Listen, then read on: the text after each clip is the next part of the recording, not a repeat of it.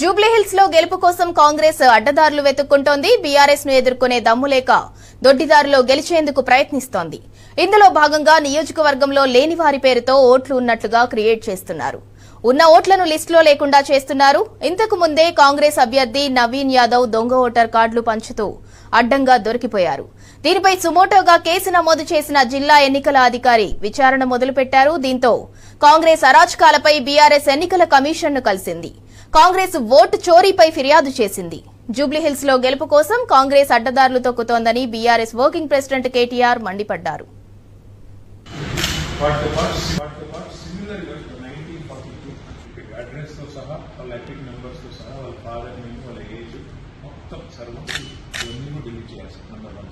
ఇది ఒక రకమైన మేము చాలా ఆశ్చర్యకరమైన విషయాలు తెలుస్తున్నాం. ఎంత సర్ప్రైజ్ అయినా చూసి 2-3 రకాల డిస్టర్బెన్సెస్ ఉన్నాయి ఇందులో. అదేమో ఇవన్నీ అపార్ట్మెంట్ బిల్డింగ్ అనుకున్నాం మేము కూడా. అక్కడ వెళ్ళి చూస్తే కొన్ని అయితే చిన్న ఇల్లు, అందులో ఇంత పెద్ద ఎత్తున ఓటున్నట్టుగా రాదు. మొత్తం కూడితే ఈ కొత్త ఇది మేము మాకు అందిన సమాచారం, మాకు అందరిది ఏముంది అంటుంది యూ కెన్ వెరిఫై సార్. అందులో కూడా ఏం చేశామంటే ఎగ్జాంపుల్ ఎట్లా జరిగింది, ఒక రకంగా జరిగింది. గోగూరి శ్రీనివాస్ రెడ్డి ఎగ్జాంపుల్ ఇవన్నీ తెచ్చాను.